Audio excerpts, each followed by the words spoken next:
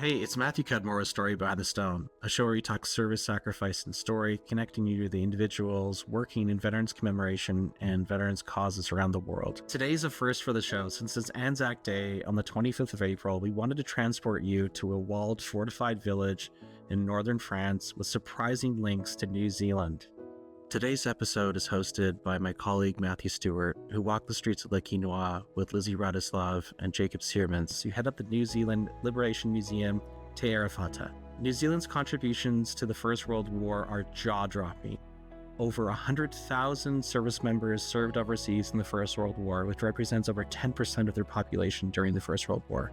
Lizzie and Jacob, thank you so much for walking us through this one-of-a-kind town and your world-class museum. And to our listeners, thanks for tuning in.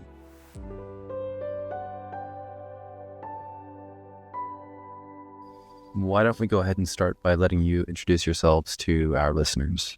Kia ora, ko Lizzie Wratislav toko ingoa. My name is Lizzie Wratislav. I'm the General Manager here at the New Zealand Liberation Museum, Te Arawhata in Le Quesnoy. Kia ora, my name is Jacob Siermans. I am the Marketing and Operations Manager here at the New Zealand Liberation Museum, Te Arawhata. And why don't you tell us a little bit about the mission and the museum and what you're trying to accomplish here? Yeah, so we like to think of Te Arawhata as our tūranga waiwai, our place to stand on the Western Front. We play a number of different roles.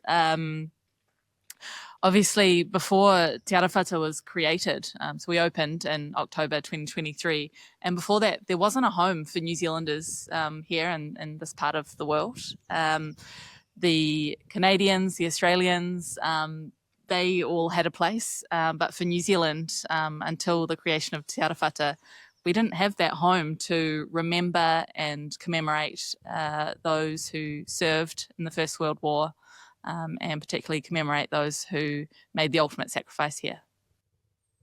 Yeah, Te Arawhata is our home here on the Western Front. It's a really special place for New Zealanders to come. It's actually the only museum dedicated to New Zealand outside of New Zealand, and so for a little country in the South Pacific to have a place of this beauty and grandeur really drives home how important it is to recognize that sacrifice 107 years ago. Just to maybe describe it a little bit, it's a quite typical northern French building. It was made at the end of the 19th century, so red brick mansion, and actually the former residence of the mayor of Le Quesnoy, Archid Carlier. And Archid Carlier also gives his name to the street that we're on. The building was acquired by the Trust, which is a group of individuals based in New Zealand who run this project from New Zealand. Purchased the building in 2018, but really the project to build a museum here is one that goes back even further than that. It's been about 20 years in the making, and the whole mansion was renovated really through that COVID period to be transformed from into a beautiful visitor centre museum experience here in Le Quesnoy. It's quite interesting as well, the history of the site and the place between being the mayoral residence and becoming our museum, because it was actually the town's police station for about 50 years. There's a gendarmerie here. And the connection to the town goes back even further. This site was once the site of an abbey in the 13th century. So really the history that we're telling here at Te Arawhata is it makes sense because it's in a place just so full of history for Le Quesnoy generally. It really touches me that we sometimes get people turning up saying, I used to come here because this was the police station. And one particular story which really hit me was behind the building there are still a couple of the old barracks which we actually now have the pleasure of living in. And we had a guy come in and say, you see that building there? I actually lived there in the 1970s, and he was pointing at my house. So the history here is just so full. Yeah.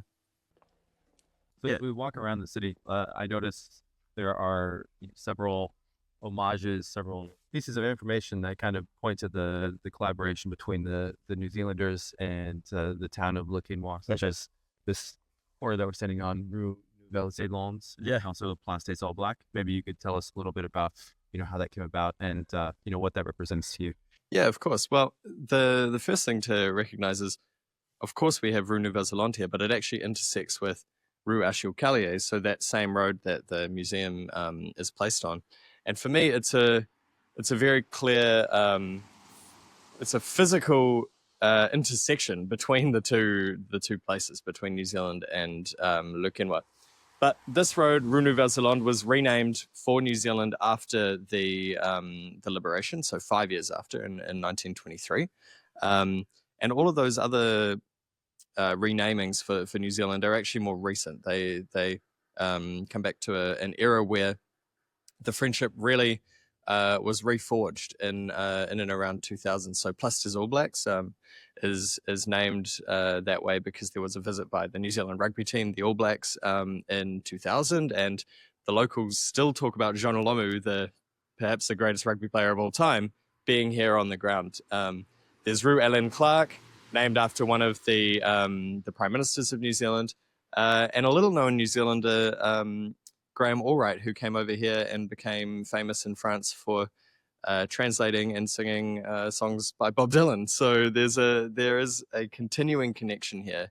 You can see obviously the connection with our museum and these renamed roads are really civic connections. But it's important to recognize that friendship between the town was kept alive by real people on the ground. And so without actual friendships, genuine friendships, this story wouldn't be what it is today.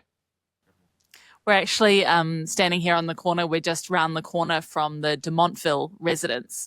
And the de Montville family are really key in the longer history of the friendship between Le Quesnoy and New Zealand, because it was Eugène de Montville who became great friends with Leslie Averill, who was the first over the ladder during the liberation of Le Quesnoy.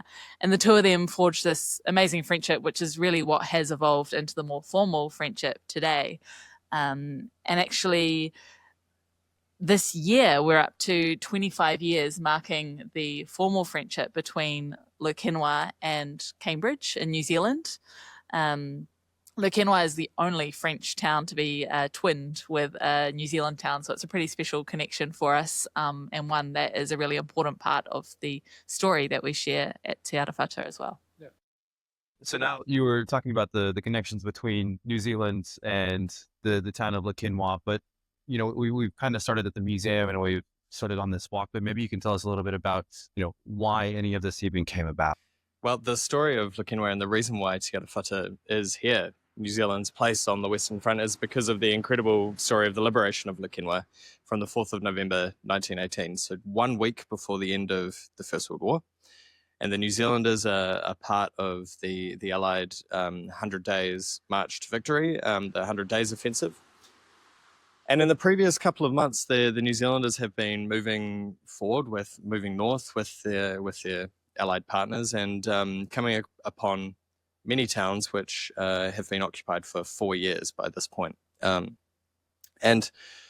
by the time that they are getting to this region, the civilians remain in these towns that they're starting to liberate. And so the decision is made at the Allied command that, as part of the intention to preserve as much life as possible, no longer will the Allied soldiers bombard the towns that they are trying to liberate. And that's a particularly important decision when we get to Le Quesnoy, because of the 20-meter high ramparts all the way around the town. So this town has been fortified since, goes back many centuries, but the fortifications that we can see today really date back to Vauban's time in the 1670s. And the way that you would normally take a walled city like this is that you would really bomb it and force the garrison to surrender. But because the Allied command decides against that, the New Zealanders forced to take it in the traditional manner, like a medieval siege. And so they spare the town. They manage to liberate it by ladder. They climb a ladder over the ramparts. Te Arawhata, the name of the museum, actually means the ladder, and harkens back to that physical ladder, but also a spiritual ladder of climbing to greater heights, better things. Yes.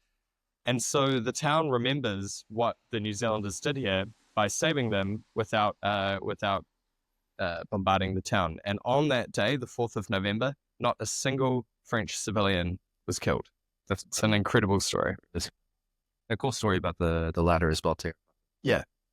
Anything to add, Liz? Yeah, no, just to say that, of course, that decision that they made on that day is obviously now a real source of pride for New Zealanders. And it was really that led the group of individuals that were behind the project to choose Lukenwa as the home, as our Turanga Waiwai on the Western Front. It's such an incredible story, a story of victory for New Zealanders, and one that New Zealanders could really own as well, which wasn't necessarily the case of all the other battles that they were involved with during the First World War, because they were, of course, fighting alongside the Allied army and the British. Absolutely. We got some nice audio recording. Yeah. Right, cars going past. That's right.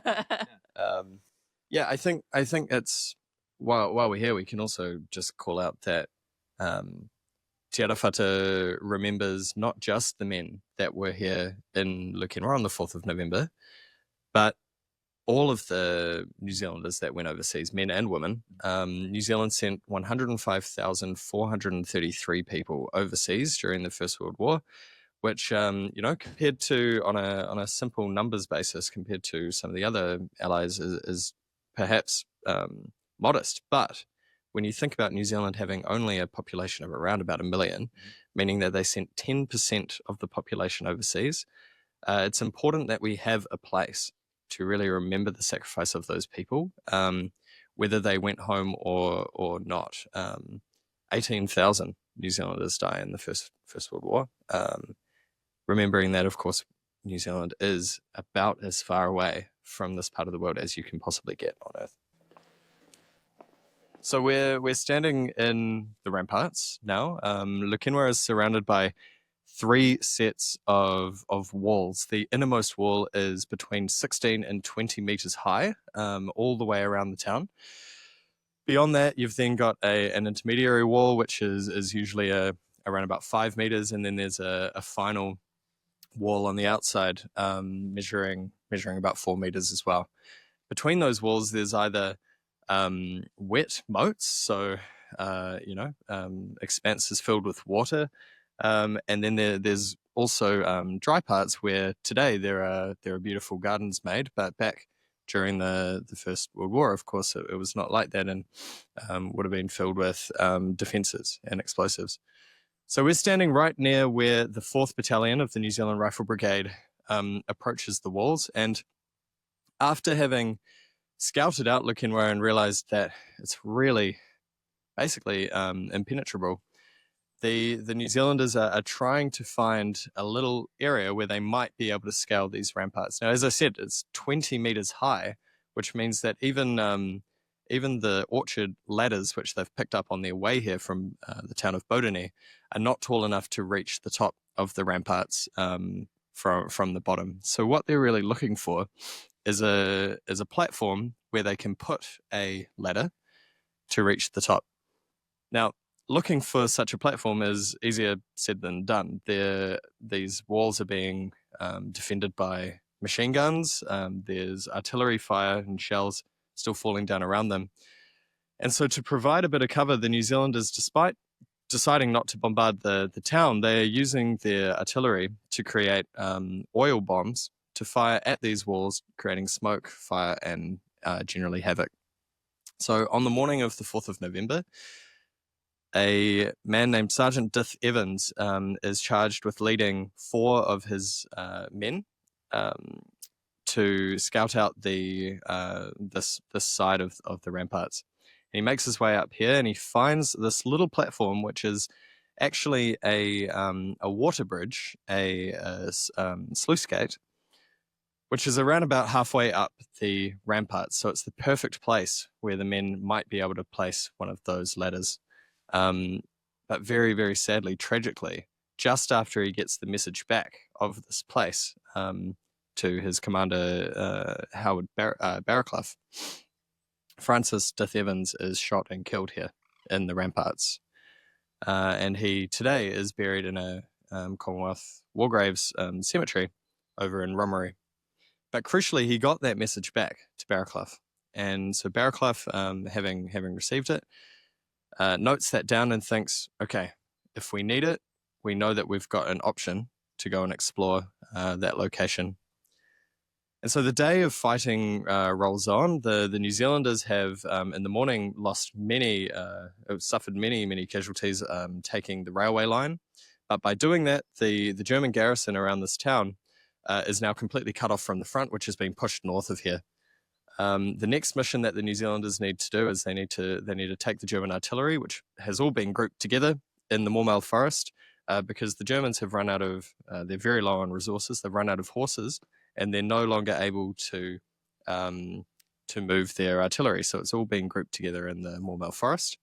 And the New Zealanders managed to take that at about 12 noon. And so where you get to is the German garrison is now cut off from its front. It has no way of escaping, and they no longer have any artillery able to protect themselves. So the New Zealanders think this is the time where we must demand the surrender. They send in German prisoners of war. They fly English planes overhead, and they drop flyers demanding that surrender. But the Germans they refuse at this point. And so it rolls around to around about 4 p.m. On the day of the 4th, where Lieutenant Leslie Averill, who is the intelligence officer of the 4th Battalion, and actually the man who took that message from de Thevens, he gets a group of men together and says, we're going to go and try that position there. They take one of the last remaining ladders that they have. In fact, men have already been trying to put ladders to these walls and have died trying, and been injured and wounded trying. But Averill, he gets that group of brave men together, and there are 13 of them in total. And they make their way up here through the ramparts, and by hook or by crook, they are able to get up here without suffering any casualties. They make their way across the sluice gate, and they place the ladder there at the bottom of on the little platform. Averill makes his way up. He's got 2 men on either side of him holding the ladder. The ladder is as rickety as anything that you could possibly imagine, and he makes his way up over the top, and he spies a German soldier. They exchange revolver bullets before both turning around. The German soldier to run through the town saying the Tommies are in. Of course, they thought that we were English. And Averill turns around and helps his men up into the town. And so within a couple of minutes, there are 13 men, 13 New Zealanders within the town.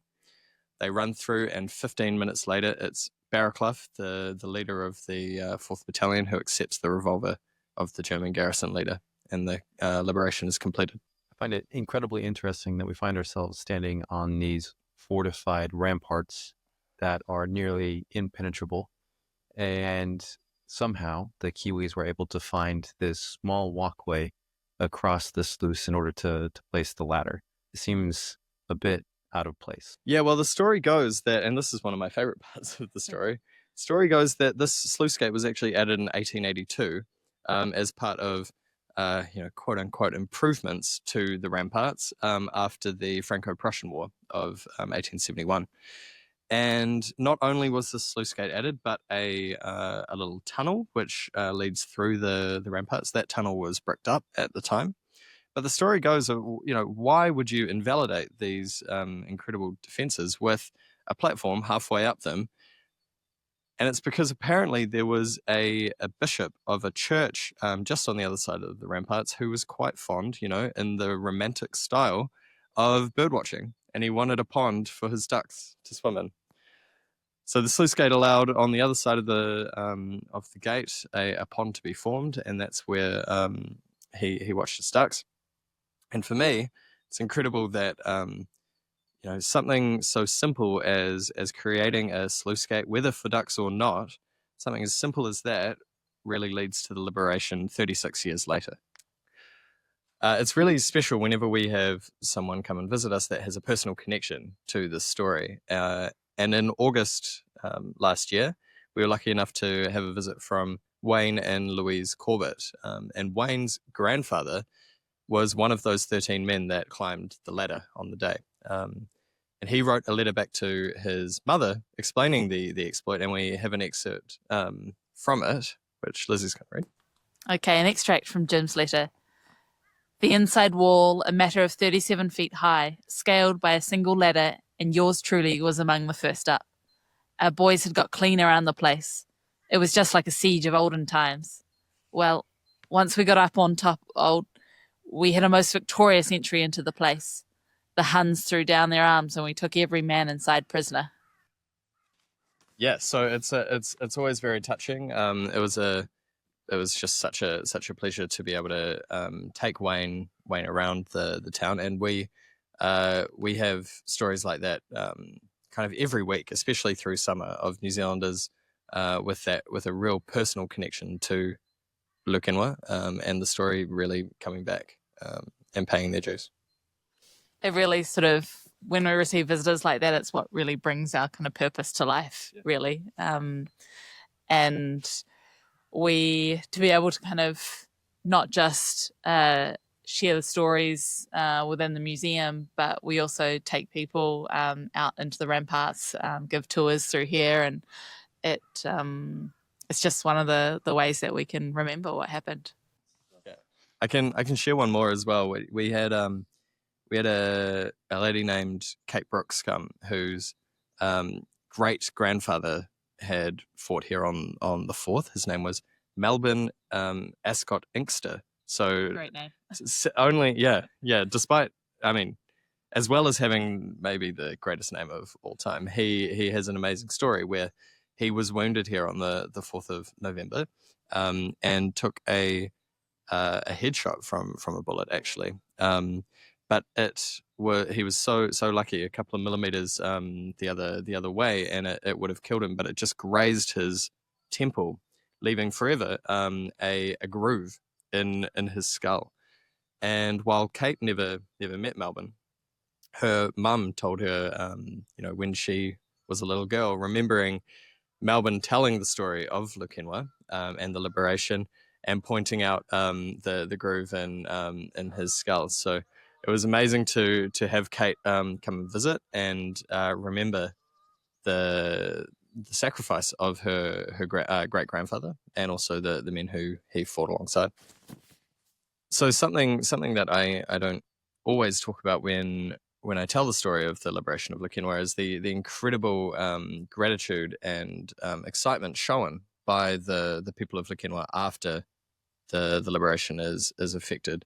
And we have to remember 4 years of occupation. 4 years of occupation is a very, very long time. And this is the moment that they've been waiting for. They can hear the tanks rumbling in the distance, and finally they are freed. The New Zealanders being, of course, liberators rather than conquerors here. And we have a couple of quotes from the New Zealanders on the ground here, talking about the reaction of the people of Lukinwa. Yeah, so this is what Leslie Averill wrote, if you remember, the intelligent officer and the first one up the ladder. After being under heel of the Hun for 4 years, the delight of the people of Lukinwa knew no bounds. That their liberators had come from the other side of the world to help them in their hour of need impressed them very greatly, and this battle was a sacrifice which will never be forgotten. And from Captain Malcolm Ross, who was the New Zealand official war correspondent, he wrote, "The inhabitants, realizing that at last deliverance had come, rushed from cellars and houses, and soon from every building the tricolour was flying in the breeze. Along the street, thronged with an excited, cheering multitude, the diggers marched, embraced and kissed and showered with autumn flowers. Enthusiasm knew no bounds." So it's incredible. And one of the one of the enduring images of the liberation that we show in the museum is this idea of the autumn flowers, which were given to the New Zealanders. Of course, the Chestertons, after 4 years of liberation, they don't have much to give to their liberators as a thank you. So they rush out and they pick these beautiful violet and orange flowers from the fields, and they thrust them into the hands of the New Zealanders, even stuffing them into the respirators of the Kiwi boys as they march through the town. It's incredible. So when we get to this point, we quite like to say that we're now standing on New Zealand land. We're just along from the site where the ladder was posed, and this is the New Zealand Memorial. It was inaugurated in 1923, the 5th anniversary of the liberation of Le Quesnoy. Leslie Averill had travelled back from New Zealand to be here for this occasion. And what we can see in the memorial here is a beautiful depiction of victory with laurel wreath and olive branch. You've also got a depiction of the liberation, perhaps slightly different from the actual events.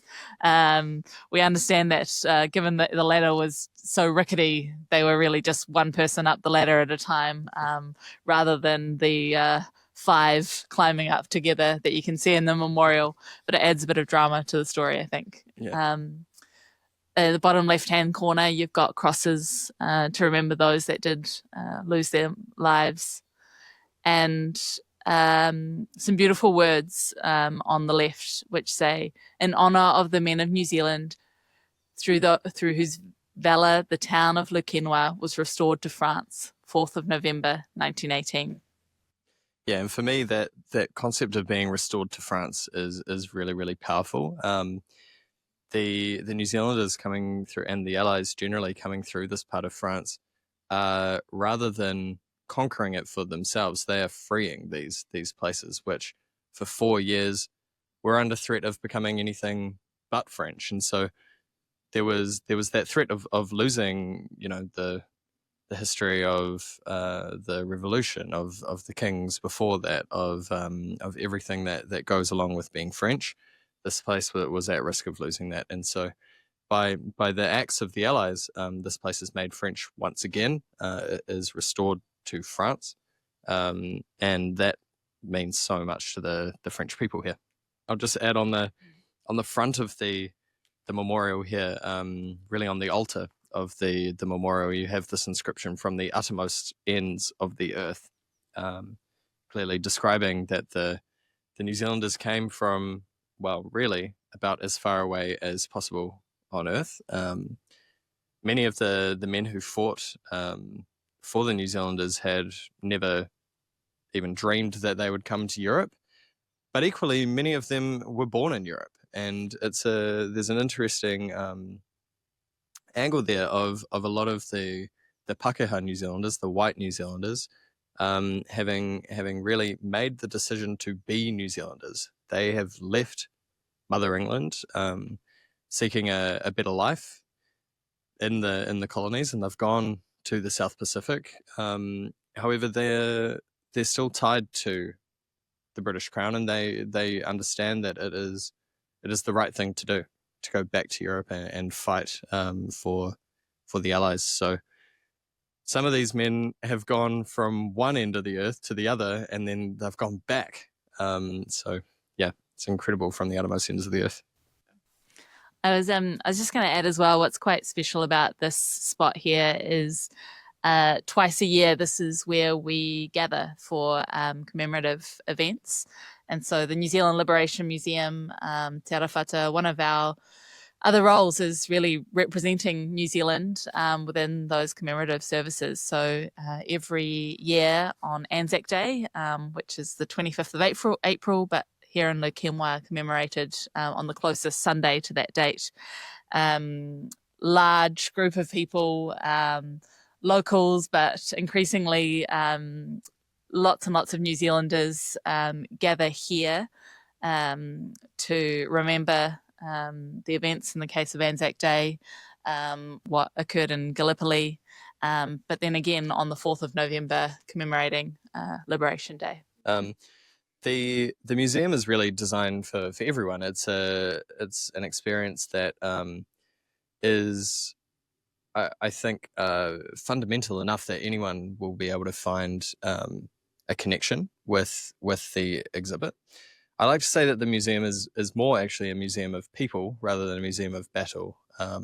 You won't find any medals or uniforms or guns in the museum. Our experience is quite unique for that reason. We don't have any objects, and so what we are left with when you take away all of those kinds of things is really just the stories of the people on the ground.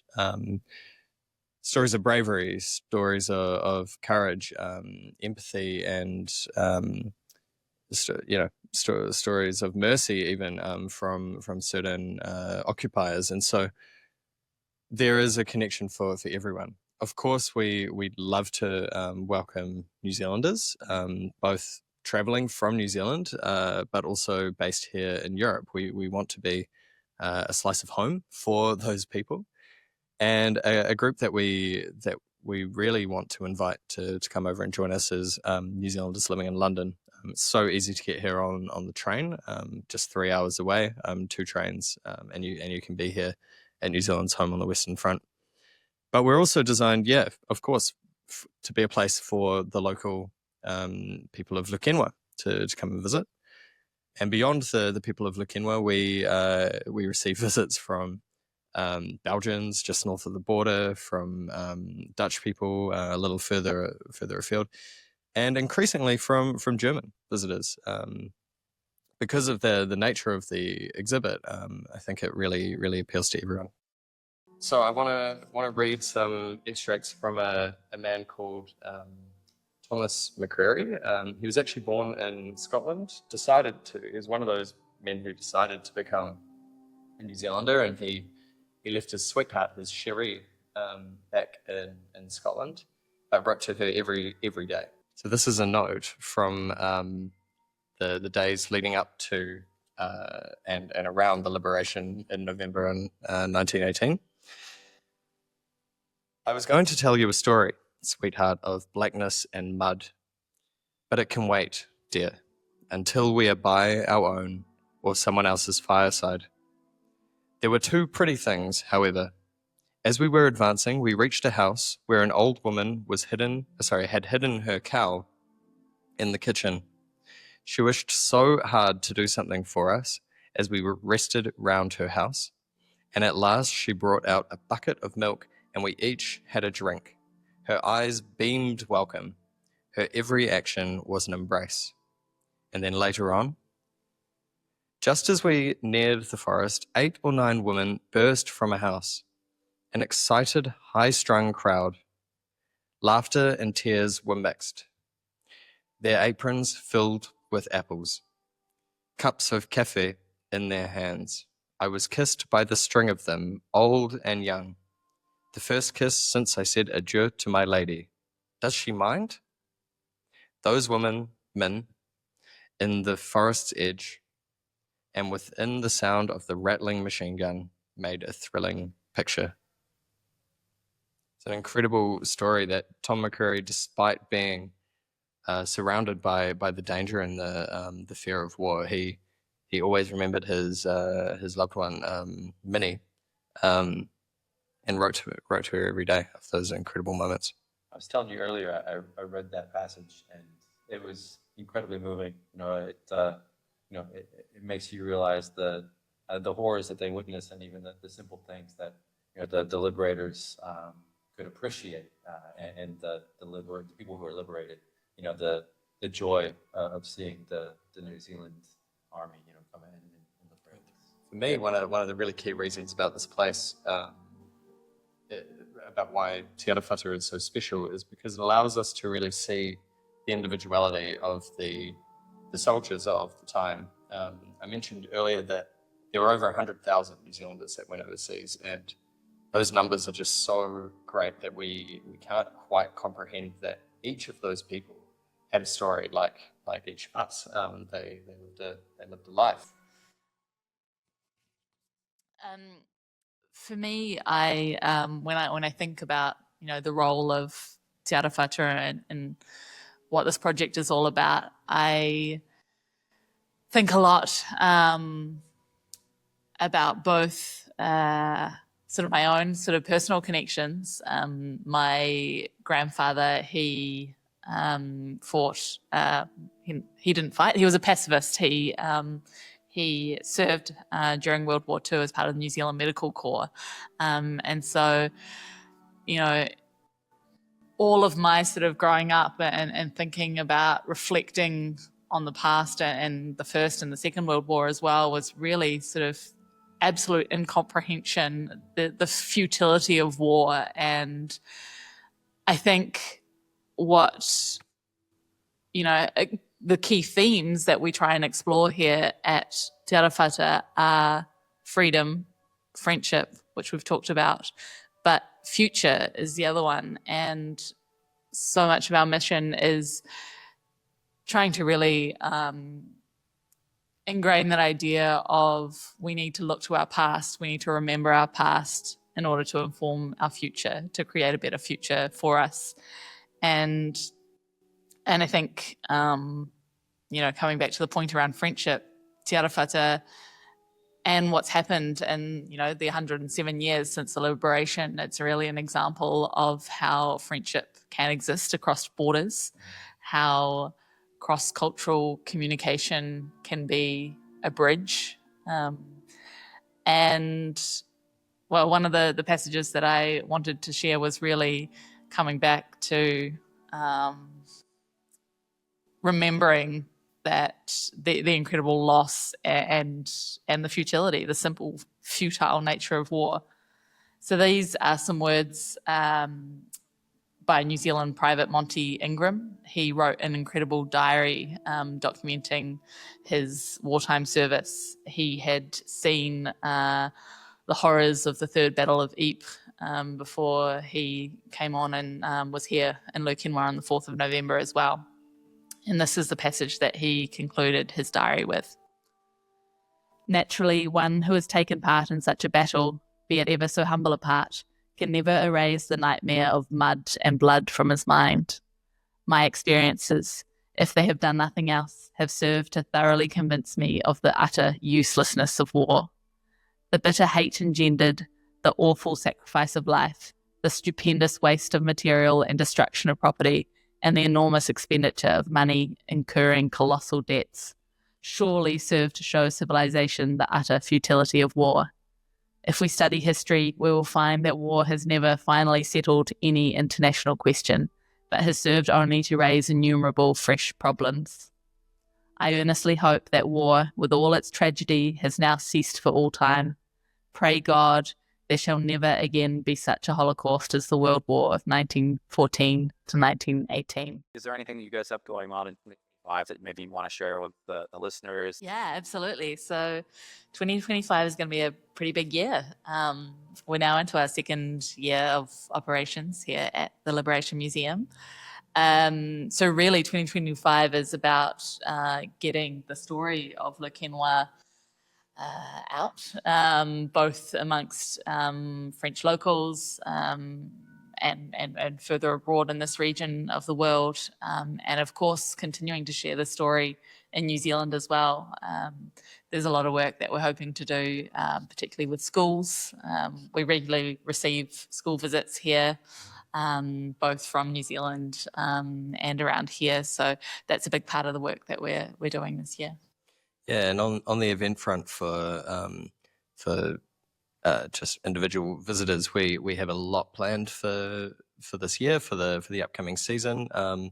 Of course, our biggest event of the year is Anzac Day and the weekend around it. So we would love to receive any visitors, whether New Zealander, French, or otherwise.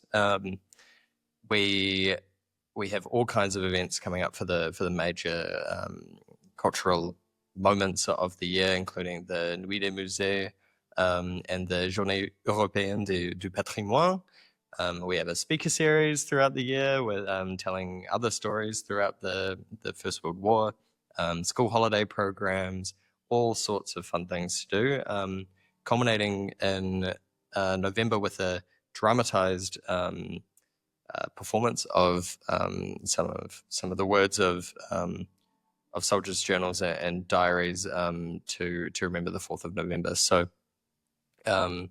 we cordially invite you all to come and see us here and learn more about this story, because really what we've shared with you today is only a fraction of what you can learn at Te Arawhata. So for anybody wanting to come to Likenra and having a more personalized experience, we do offer guided visits of the museum, but we also offer guided tours of the ramparts. And so alongside me or one of our French colleagues, we will go for a walk through the battlefield and see all those places. The place where the Siermans discovers the platform, and then the exact moment where Leslie Averill and his 12 men go up and over the ladder.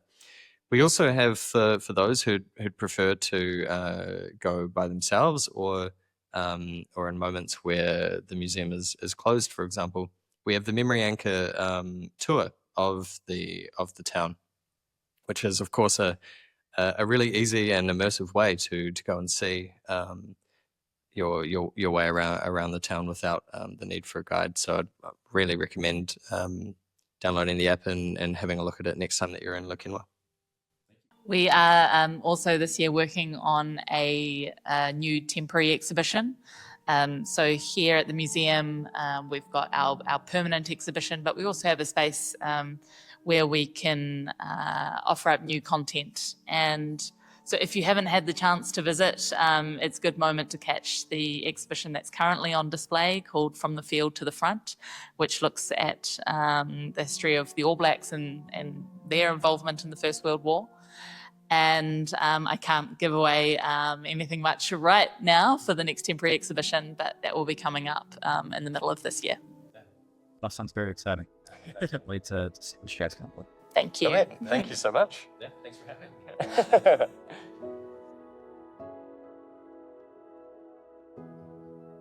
Thanks so much for tuning in. Story Behind the Stone is available on Apple Podcasts, on Spotify, and on the Wreaths Across America radio network, on iHeartRadio, Audacity, and TuneIn. Just search for Wreath. We air every Thursday at 10 a.m. Eastern on the Wreaths Across Radio Network. Thank you for tuning in.